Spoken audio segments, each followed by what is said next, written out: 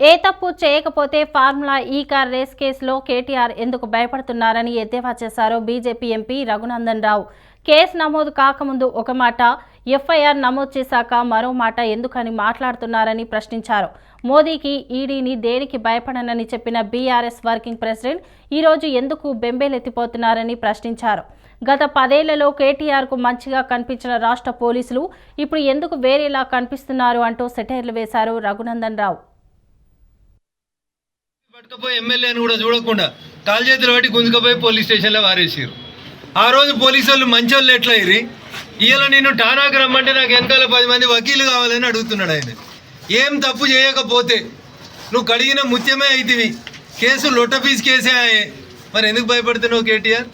ఇలా హైకోర్టు కూడా ఎఫ్ఐఆర్ని కొట్టేయమన్న మీ వాదనని కొట్టేసింది. అంటే దాని అర్థమైంది, మీరు ఇన్వెస్టిగేషన్కి సహకరించుండ్రి, లేదా హైకోర్టు తీర్పు నచ్చకపోతే సుప్రీంకోర్టు పోన్రి. ఒక దిక్కేమో తప్పు చేయలేదంటాడు, ఒక దిక్కేమో అవినీతి జరగలేదంటాడు, ఇంకొక దిక్కు మోడీకి, ఈడీకి, బోడీకి దేనికి భయపడ్డా అంటాడు. మరి వీళ్ళకి ఇంతెందుకు భయపడుతున్నారు? అవన్నా సల్జరం వచ్చినాడు వనికినట్టు వనుకుతుండు. ఎక్కడన్నా దేశంలో కేటీఆర్ నువ్వు చెప్పాలి, దొంగలెంబడి వకీళ్ళు వస్తారా పోలీస్ స్టేషన్కి?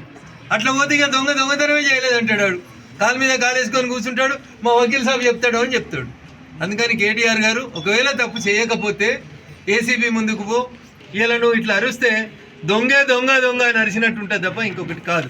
కాబట్టి పోలీసు వాళ్ళకి ముందు పోయి చెప్పు, నేను మిమ్మల్ని అనుమానపడుతున్నా, నాది తప్పైంది ఏం చెప్పు. గేట్ కాడికి వచ్చాడు టీవీ ఛానల్ వాళ్ళని పిలిచి 40 నిమిషాలు డ్రామా చేయొచ్చింది. ఇదే డ్రామా లోపలికి పోయి చెప్పొచ్చు కదా, నేనేం తప్పు చేయలేదు, నేను శ్రీరామచంద్రుడిని అని చెప్పొచ్చు కదా. విచారణను ఎదుర్కోవాల్సిందే, చట్టం ముందు అందరూ సమానమే. కాబట్టి కేటీఆర్ గారు మీరు ముందు పోయి పోలీసులకు సహకరించండి, చట్టానికి సహకరించండి అనేది ఈ సందర్భంగా ఒక పార్లమెంట్ సభ్యుడిగా నేను ఆయనకు చెప్పేటువంటి సలహా. నన్ను